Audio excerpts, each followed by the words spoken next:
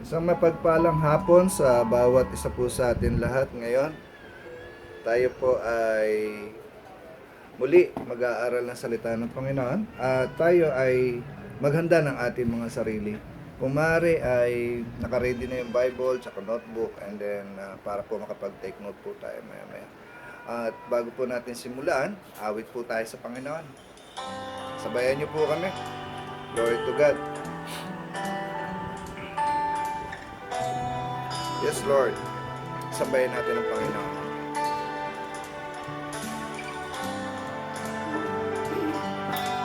Oh, glory to God. Glory to you, Jesus. We welcome you, Holy Spirit. We welcome you, Lord. You are forever in my life. You see me through the season. Cover me with your hands and lead me in your righteousness, and I look to you, and I wait on you. I sing to you, Lord, a hymn of love for your faithfulness to me.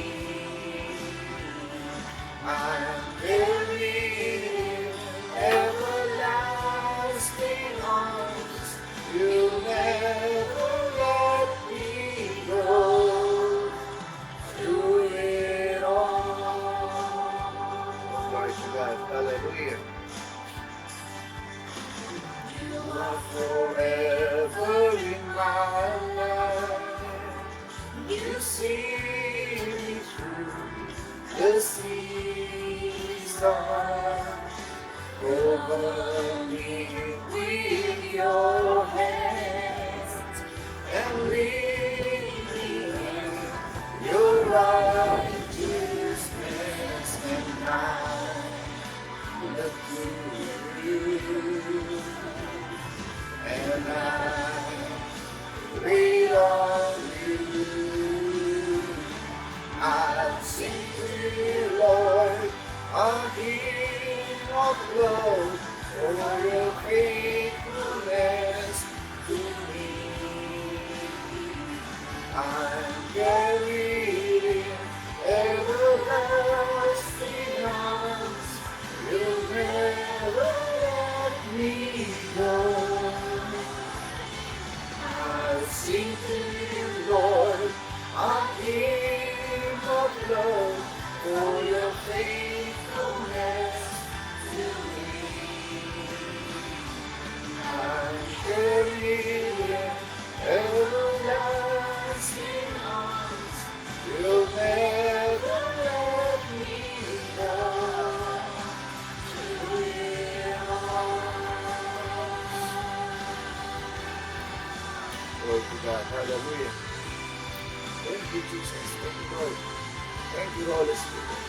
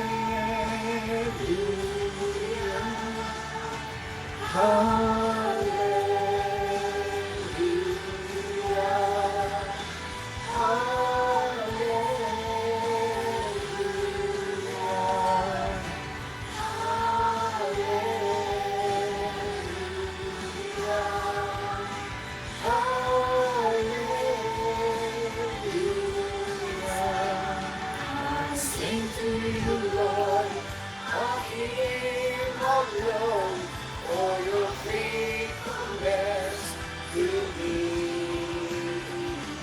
I'll carry in everlasting arms. You'll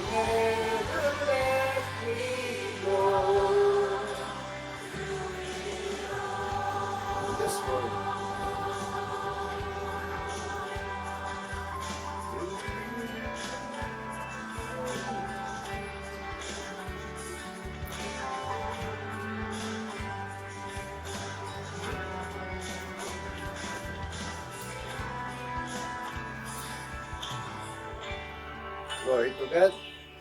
Sa mapagpalang hapon sa bawat isa, sa mapagpalang araw, na nawa ang Panginoon ay patuloy na kumikilos sa inyong mga buhay. Sa ating pong pasimula sa ating pagsamba, tayo po ay kumikit, tayo po ay manalangin. Dakilang Ama, sa pangalan po namin Panginoong Jesus at sa patnubay ng Banal na Espiritu, muli lumalapit po kami sa iyo sa hapon na ito. Samahan mo po kami sa pag-aaral ng iyong mga salita. Pagpalain mo po higit sa lahat ang mga anak mo sa hapon na ito, sa araw na ito, na makikinig at mag-aaral, na patuloy na naghahangad na sila tumibay at lumalim sa pananampalataya. Mangyari, O Diyos, sa pangalan po namin Panginoong Jesus, ay makakilos ng may kapangyarihan ang Banal na Espiritu sa buhay ng bawat isa po sa amin. At sa iyong mga salita, O Diyos, na amin pong mapag-aaralan, ay magamit po namin ito bilang kalakasan sa pang-araw-araw po namin pamumuhay. Turuan mo po kami, samahan mo po kami, at ako po bilang daluyan ng iyong mga salita, O Diyos, gamitin mo lamang po akong daluyan. Ikaw ang makita, ikaw ang magsalita sa pamamagitan ng aking mga labi, at makita ka ng marami sa aking katauhan. Sa iyo, O Diyos, ang lahat ng papuri sa pangalan po namin, Panginoong Jesus. Ang lahat ay magsabi ng Amen. Amen. Glory to God. So, ang message po ni Lord sa atin ay patungkol po sa pangunguna ng Banal na Espiritu sa ating po mga buhay. Sabi po dito, work under the leading of the Holy Spirit. Work under the leading of the Holy Spirit. At ang sabi nga dito sa John chapter 16, verse 7 to 11, ay ganito po, at akin pong babasahin sa inyo. Gayunmay sinasabi ko sa inyo ang katotohanan, makabubuti sa inyo na ako'y umalis, sapagkat kung hindi ako umalis, ang mga aliw ay hindi darating sa inyo. Ngunit kung ako'y umalis, siya'y susuguin ko sa inyo. At pagdating niya, kanyang susumbatan ang sanlibutan tungkol sa kasalanan, sa katwiran at sa kahatulan. Tungkol sa kasalanan sapagkat hindi sila sumampalataya sa akin. Tungkol sa katwiran sapagkat ako'y pupunta sa Ama at hindi na ninyo ako makikita. Tungkol sa kahatulan sapagkat ang pinuno ng sanlibutang ito ay hinatulan na. So ito po yung ating pong pagbubulay-bulayan sa hapon na ito, na mangyari na magbukas po kayo ng inyong mga puso at isipan sa katotohanan na kung wala ang kilos ng Banal na Espiritu sa ating buhay, wala po tayong magagawa. Amen. Kaya nga po napakahalaga na ang ating Panginoong Jesus ay nagbili ng ganito sa lahat ng mananampalataya. At ito ay malinaw na kanyang sinabi na kung hindi isusuga mga aliw sa atin, kung hindi isusuga ang Banal na Espiritu sa atin, ay hindi tayo makagagawa ng anumang bagay na maaari po nating magawa. At hindi po tayo magiging epektibo. And then, makikita rin po natin dito sa ating binasa na meron tatlong mahalagang gagawin ang Banal na Espiritu sa ating kalagitnaan kapag siya po ay dumating. Kaya nga po napaka-importante po ng kilos ng Banal na Espiritu sa ating po mga buhay. Ang tatlong mahalagang gagawin po ng Banal na Espiritu sa ating pong binasa ay una, susumbatan niya ang sanlibutan tungkol sa kasalanan. Pangalawa, ay susumbatan din niya ang sanlibutan tungkol sa katwiran o yung righteousness of God. And then pangatlo ay tungkol naman sa kahatulan. So tingnan po natin, sabi nga, tungkol po sa kasalanan, ang paraan ng Espiritu Santo ay ipakikilala niya yung maling paniniwala at pananampalataya ng tao. So, ang mga tao ay susumbatan ng Banal na Espiritu sa hindi nila pananampalataya sa ating Panginoong Hesus. At yung hindi nila pananampalataya sa ating Panginoong Hesus ay isang napakalaking pagkakamali o kasalanan na magagawa ng sinumang tao. Sabi nga, sa Marcos chapter 16, ganito po yung mababasa po natin. Marcos 16. Yung unang pangungusap po sa Marcos chapter 16, makikita po natin ay ganito. Verse 16, ang sumasampalataya at mabautismuhan ay maliligtas. Ngunit, ang hindi sumasampalataya ay parurusahan. So, dito makikita po natin na malinaw na yung kawalan mo ng pananampalataya kay Jesus ay isang kasalanan na nakatalaga sa kaparusa. Amen po ba? At karagdagan pa po sa aklat ng Juan chapter 3. Sana po may Bible kayo para na i-take note nyo. Juan chapter 3 verse 16 to 20. Ganito po yung mababasa po natin. 16. Sapagkat gayon na lamang pag-ibig ng Diyos sa libutan na ibinigay niya ang kanyang tanging anak upang ang sino mang sa kanya ay sumampalataya ay huwag mapahamak kundi magkaroon ng buhay na walang hanggan. Sapagkat hindi sinugo ng Diyos ang anak sa sanlibutan upang hatulan ang sanlibutan, kundi upang ang sanlibutan ay maligtas sa pamamagitan niya. So napakaganda po, ano? Ang sumasampalataya sa kanya ay hindi hinahatulan, ngunit ang hindi sumampalataya ay hinatulan na sapagkat hindi siya sumampalataya sa pangalan ng tanging anak ng Diyos. At ito ang kahatulan na naparito ang ilaw sa sanlibutan at inibig pa ng mga taong kadiliman kaysa ilaw sapagkat ang kanilang mga gawa ay masasama. Sapagkat ang bawat isa na gumagawa ng masama ay napopuot sa ilaw at hindi lumalapit sa ilaw upang ang kanyang mga gawa ay huwag malantad. So yun po yung kasalanan ng tao na sinusumbatan ng Espiritu Santo. Kasi nga, ang buong sanlibutan kung hindi talaga maniniwala sa ating Panginoong Hesus, gaya ng ating pong nabasa at narinig, ay isang kahatulan na lamang ang naghihintay para sa Kanya. Yung kawalan ng pananampalataya ay nagre-resulta ng isang pagkakamali, isang malaking pagkakamali o kasalanan sa Diyos. At ito ang magiging dahilan upang ang sanlibutan ay parusahan. Amen po ba? So, yun po yung dapat makita ng sanlibutan. Kaya nga po lagi po nating iniaaral yung yung patungkol po doon sa mga rebulto, larawan, pagsamba sa mga Diyos-Diyosan. Isa pong kasalanan yan sa Diyos na hanggang ngayon ay tinatangkilik ng maraming tao, tinatangkilik ng sanlibutan na para bang kahit narinig nila itong mga messages na ito at nababasa naman nila ito ng malinaw sa Bible, ay ini-ignore nila yung katotohanan na yun. Nakakatakot po. Itong COVID-19 na ito ay maaaring panimula ng mga darating.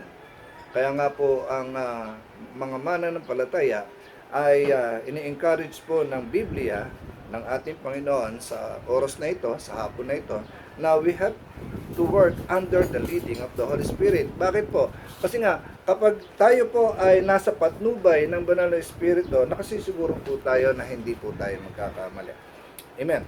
Ngayon, pangalawa, na makikita po natin dito, mabilis naman po itong mensahe na ito, yung susumbatan tayo ng Banal na Espiritu, o ang sanlibutan ay susumbatan ng Banal na Espiritu tungkol sa katwiran, yung righteousness. Kaya nga po, tungkol sa katwiran, ang sabi po ng Biblia ay yung katwiran ng tao sa kahit na anong paraan ay walang kabuluhan.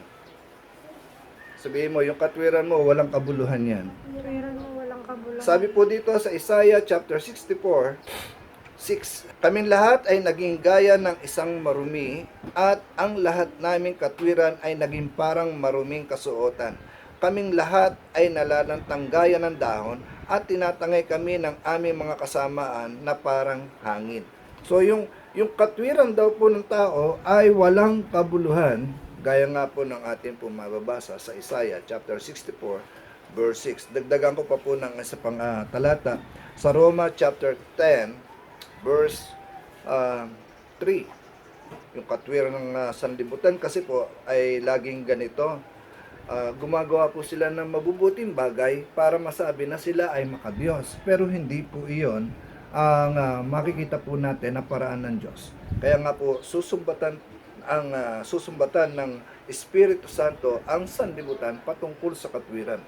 Sapagkat verse 3 ng chapter 10 ng Roma, sapagkat sa kanilang pagiging mangmang sa katwiran ng Diyos at sa pagsisikap nilang maitayo ang sariling pagiging matuwid, ay hindi sila nagpasakop sa pagiging matuwid ng Diyos. Amen po ba? So, yun yung nais ng Diyos na ituwid para sa lahat ng tao, para sa lahat ng hindi pa nakakakilala o nakakaalam ng katwiran ng Diyos. Yung katwiran ng Diyos, kailanman ay hindi po natin mapag-uunawa kung hindi po tayo magpapasakop sa leading or sa gabay ng banal na Espiritu. Never na maintindihan po natin yung totoong paraan ng Diyos. Gaya nga po na mababasa po natin sa Efeso chapter 2 verse 8 to 10, dagdag nyo na lamang po yun, dahil sa biyaya, kaya tayo naligtas, hindi dahil sa mabubuting gawa. Amen po ba? Upang wala tayo may pagmapuri sa isa't isa. Ibig sabihin, kahit paggaano ka kabait, kung hindi mo tinanggap si Jesus at wala yung leading ng Holy Spirit sa buhay mo, useless po yung lahat ng katwiran mong yun sa harapan ng Panginoon. Wala po tayong pwede may pagmalaki. Amen? Amen. So, si Jesus po yung ating katwiran. No? Sa Kanya lamang at sa pananampalataya po natin sa Kanyang ginawa doon sa krus, kaya tayo naging nagkaroon ng katwiran. No? Hindi dahil tayo mabait. Sabi nga po doon sa Corinto chapter 1, verse 30 ng Corinto.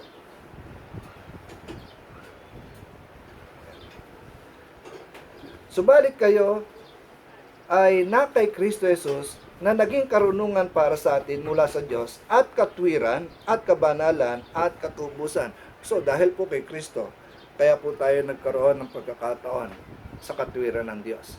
Tinanggap tayo ng Diyos. Hindi dahil tayo mabait, kundi dahil kay Kristo Jesus doon sa Kanyang ginawa doon sa krus.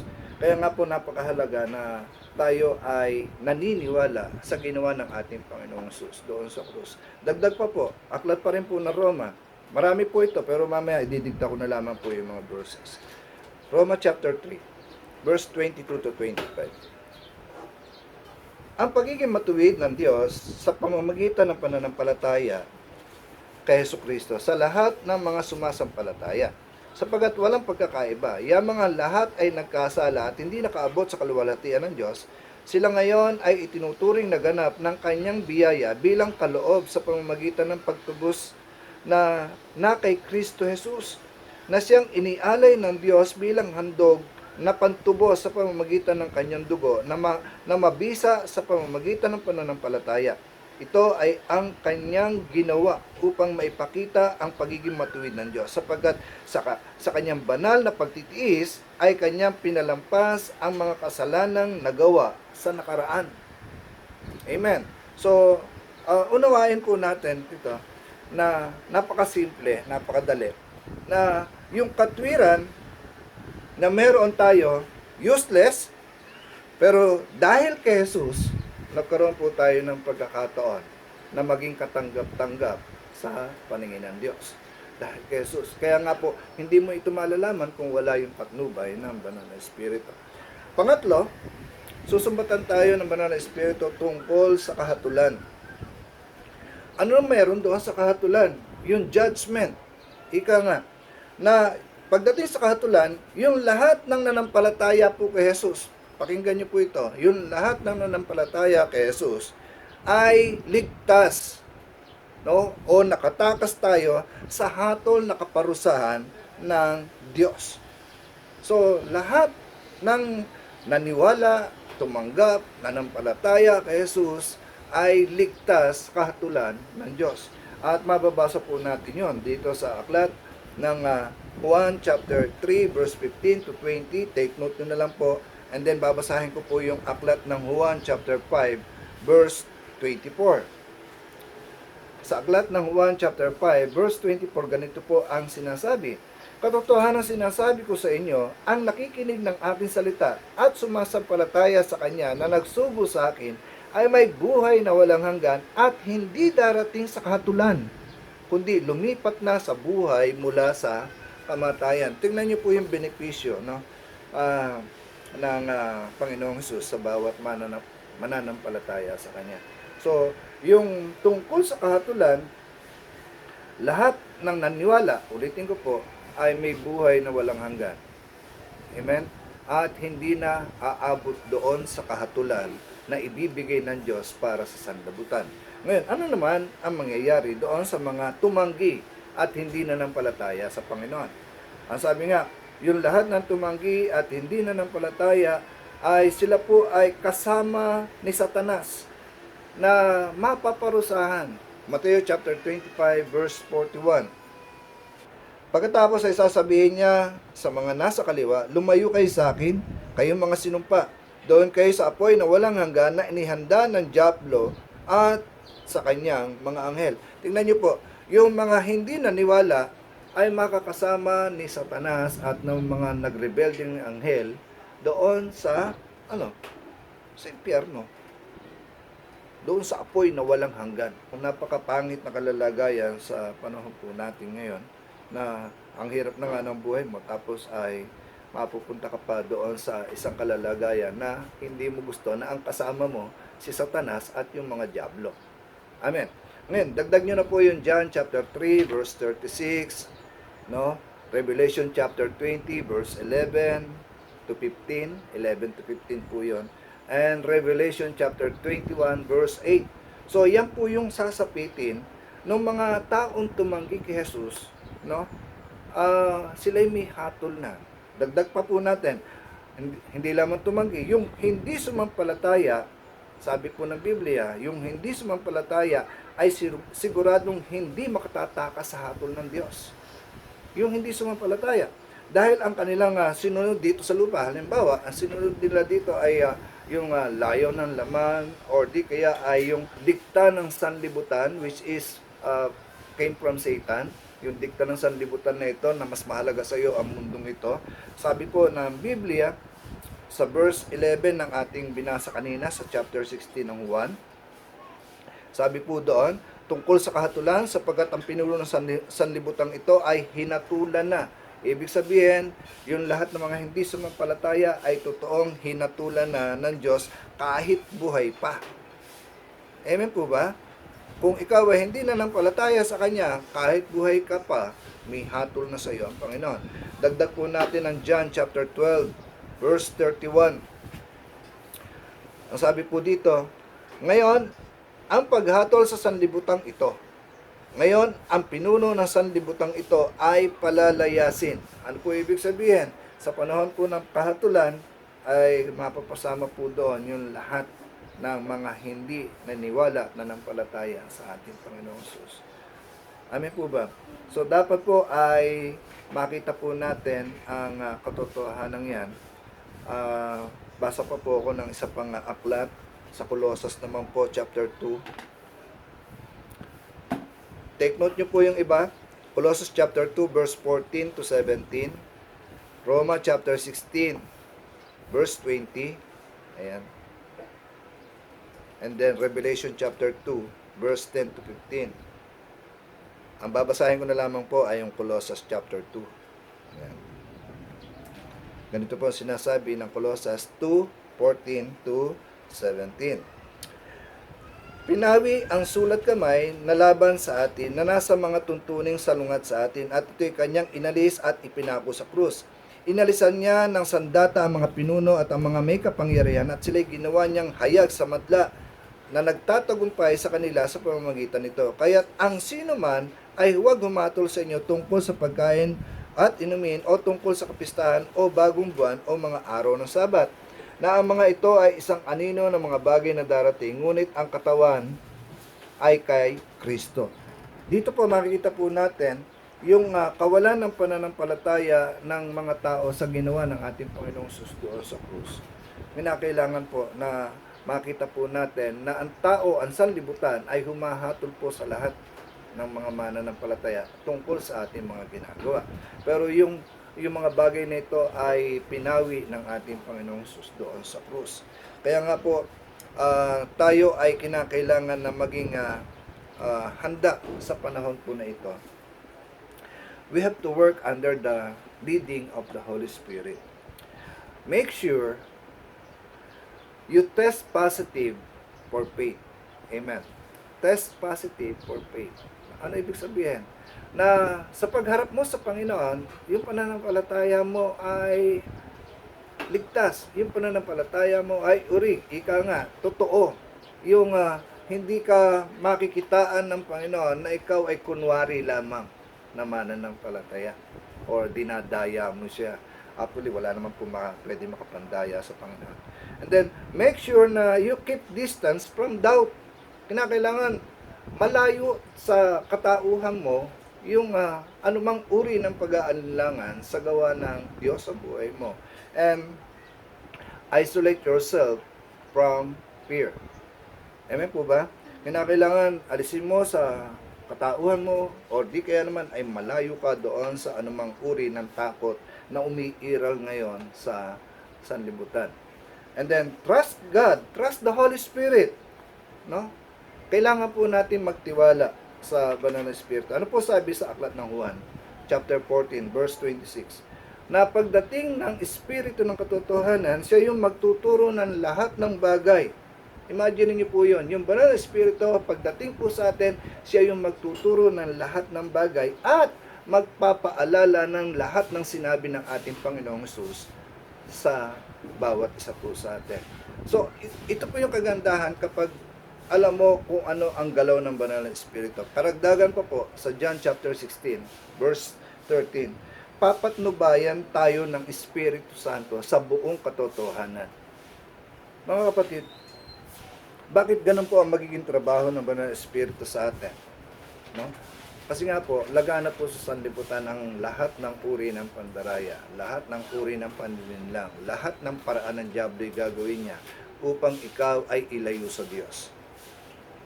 So, without the work of the Holy Spirit in every individual, useless po yung anumang uri ng pagtawag mo sa Diyos. Sabi nga po doon sa ating nabasa nung nakaraan, sa Juan chapter 9 verse 31, alam natin na hindi pinakikinggan ng Diyos ang mga makasalanan. Alam natin na hindi pinakikinggan ng Diyos yung mga tao na si Satanas ang sinusunod sa kanilang buhay. Alam natin na hindi pinakikinggan ng Diyos yung lahat ng hindi sumampalataya kay Jesus. Iyon po yung ibig sabihin doon no? Bagamat yun ay sinabi patungkol doon sa pagpapagaling doon sa isang may sakit, no? Isang himala na nangyari sa kanya, na siya mismo ang nagsalita, lahat ng nakarinig doon, naalaman nila na ang makasalanan ay hindi talaga pinakikinggan ng Diyos. Yun yung sinasabi ng Biblia na dapat po natin maintindihan. Kaya nga po, sabi nga, parang awa mo na sa iyong kaluluwa. Kung sino man ang nakakarinig ng mensahe na ito, i-check mo po yung Bible. Ano po yung sinasabi ng Biblia patungkol sa tao. Kung hanggang sa panahon natin ngayon, ikaw na nakakarinig nito ay hindi pa nakakaranas ng gabay ng Banal na Espiritu, pwede pa naman, may oras pa, may pagkakataon pa. Pero doon sa lahat na ginagabayan na ng Banal na Espiritu, huwag natin sarilinin. We have to work under the leading of the Holy Spirit. Ano ibig sabihin? Huwag mo sarilinin niya, ibahagi mo yan. May trabaho tayong dapat gampanan. Matutuwa ka ba na yung mga tao sa paligid mo, mapapahamak? Ay, dito sa ating binasa, may hatol na ang Diyos, may hatol na ang Espiritu Santo sa kanila.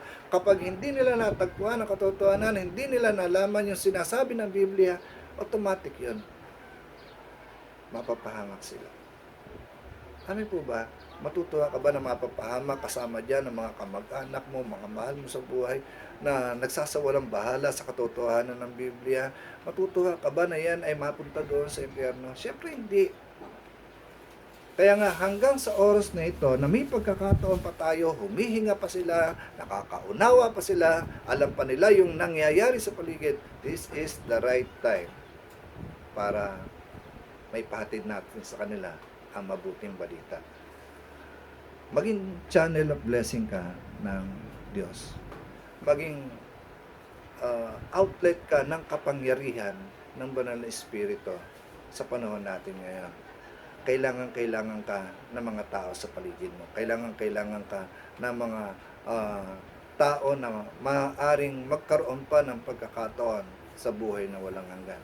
Imagine niyo, ang mundong ito gagawa talaga ng iba't ibang paraan para mailayo ka. Sasaktan ka, no? I-reject ka, o di kaya naman ay talagang hindi ka papansinin. Gagawin ka talaga ng mundong ito ng hindi maganda hanggang sa ang ugali mo ay ma-distort, ika nga, yung ugali mo maibalik sa dati na parang wala kang Diyos. Kaya, you have to work under the leading of the Holy Spirit. Kinakailangan na andun ka. Para yung banal na Espiritu ang siyang gumabay sa'yo, ang siyang magtuwid sa'yo. Actually, hindi naman tayo perfect, pero itinutuwid tayo ng banal na Espiritu kapag meron tayong maling ginagawa. Kaya nga po sa hapon na ito, mga kapatid, I hope na itong mixing message na ito ay makapagbigay po sa atin ng enlightenment, mabuksan ng ating isipan sa katotohanan na ito, na without the work of the Holy Spirit, we are nothing. Without the work of the Holy Spirit, we are useless. Lagi niyo pong tatandaan yan. Bakit? Kasi nga, the Holy Spirit, siya po yung maging gabay, patnubay, tagapagpaalala, tagapagturo ng lahat ng katotohanan na siya po yung ibinigay sa atin. Kaya kinakailangan hindi po natin binabaliwala ang banal na Espiritu sa ating buhay. At hayagan na po siya nagsasalita sa ating panahon po ngayon. Marami ng pastor, mangangaral, ang nagsasabi ng katotohanan ng banal na Espiritu sa panahon po natin ngayon na kinakailangan po nating tanggapin at unawain. So para po doon sa mga hindi pa nakakaunawa, you have a chance. Meron pang chance. Meron pang pagkakataon para sa inyo. So isang magandang hapon sa bawat isa. At patuloy na ako'y umaasa na ang mensaheng ito ay makaabot doon sa nais kausapin ng Panginoon sa hapon na ito. At mangyari na kayong lahat na mga kapatiran sa church, mga mananampalataya, huwag kayong magsawang i-share yung bawat message ng Panginoon na alam naman natin na magbe-benepisyo yung bawat makikinig. Huwag kayong magsawang mag-share ng mga messages ni Lord na alam naman natin na ito yung totoong sinasabi ng Biblia. Amen po ba? Kaya po tayo ay manalangin sa pagtatapos ng gawain na ito at mangyari na tayo ay maging masaya, no? Oo, merong crisis na nangyayari, merong pandemic, pero hindi ang pandemic at ang crisis na yan ang makapagpipigil sa iyo, makapagpapahinto sa iyo sa pananampalataya mo sa Diyos. Let's pray. Dakila Ama, muli sa hapon na ito ay aking pong itinatagubilin sa iyo ang bawat puso, bawat individual na nakinig ng iyong mga salita, na loobin mo, O Diyos, na bawat isa sa amin ay magkaroon ng pagkakataon na magamit mo bilang daluyan ng iyong mga salita. At maabot, O Diyos, yung mga tao na nangangailangan ng katotohanan sa kanilang mga buhay. Maabot ang mga tao na nais mong mapadagdag sa buhay na walang hanggan. Mangyari, Ama, na sa pagkakataon na ito, dalangin din po namin yung bawat may sakit na nasa ospital, na ang dalangin po namin sa panahon po namin ngayon na sila'y magsigaling sa pangalan po namin Panginoong Jesus. At mangyari, O Diyos, na buong mundo ay magsigaling din naman sa crisis na ito ng COVID-19. Dalangin ko rin po, O Diyos, ang CLCC family na aking pong babasahin ang mga dito po nila, Lord. Ama family, Tanong-Tanong family, Rumaraog family, Lumanakal family, the Austrian family, Lord, Badillo family, Gigo family, Nieva family, Lord, Morta family, Sumera family, Año Nuevo family, Karamihan family, Cristobal family, Lord, Supan family, Manipul family, Capistrano family, Villapando family, Mangante family, The Rosario family, Lorenzo family, Millares, Manjares family, Lord, Esmeria, and Rogales family, Belgar family, Piquero family, Bacaspac family, Lord. Dalangin ko rin po ang Ambas, Padilla, Lodino family, Encinares family, Manahan family, Bautista family, Albuquerque family, Tuason family, Simon family, Kasipi, Panaligan, Yoro, Cabagay family, Reyes, Pascua, and Gordula family, Lord, Beleton family, Lopez family, Gutierrez family, Rivera family, Moron family, Estropilla family, Lord, Rodriguez, Falconiten, Cortez family, Aben, Mabahen, Medes, De La Cruz family, Magno family, Lord, Cabarles family, Almonte, Relano, Morales, Oganya family, Birmo family, De Guzman family, Seaton family, Salandanan family, Tejido family, and San Juan family, Lord. Sa pangalan po namin, Panginoong Jesus, ang bawat pamilya na ito na amin pong nabanggit sa hapon na ito ay patuloy na iyong pagpalain at ingatan sa lahat ng sitwasyon ng kanilang mga buhay. At dalangin din po namin, Lord, yung prayer request ng aming isang kapatid, si Michelle Dumalacan, na nado po sa bansang Kuwait na nakakaranas po ng pagmamaltrato ng kanyang amo. Lord, dalangin ko po yung kaligtasan para kay Michelle at kung maaari ay pauwi mo po siya ng buhay at ligtas sa anumang uri ng kapahamakan. Dalangin ko rin po, O Lord, sa iyo, si Chinchin De Vero Capistrano, Lord, sa kanyang panganganak sa buwan na ito ng Abril. Dalangin ko po na siya ligtas at ang baby niya ay malusog sa pangalan po namin, Panginoong Jesus. Lord, dalangin ko rin po yung mother ni Raven na nandoon po sa Singapore. Ingatan po siya. Kaya din po si Nimpa Bautista, Lord, na isang nurse doon sa ibang bansa. Dalangin ko po na siya rin man ay yung ingatan. Si Mary Jackson Pasco, Lord, isang nurse sa London. Ingatan mo po siya sa pangalan po namin, Panginoong Jesus. At yung Tapim Kiani family na nasa London, Lord, dalangin ko po na siya rin naman ay yung pamilya ni Kiani ay maging ligtas sa pangalan po namin, Panginoong Jesus. At dagdag ko pong panalangin, Lord, para po sa CLCC family, yung Mejos family, Montañez family, Columna family, Lord, Mercades family, Manalili family, Mendina family, Abale family, and Navarro family, Lord, sa pangalan po namin, Panginoong Jesus, ay ilayo po sila sa anumang uri ng sakuna at anumang uri ng virus na umiiral sa mundo ngayon. Dalangin ko rin po, O Diyos, sa pagtatapos ng gawain na ito, ang biyaya at pagpapala ay maranasan ng iyong mga anak sa pangalan po namin, Panginoong Jesus. Sa iyo, O Diyos, sa lahat. Amen. Thank you, Lord. God bless you all. At send your testimony. No, yun po yung aking karagdagan. God bless.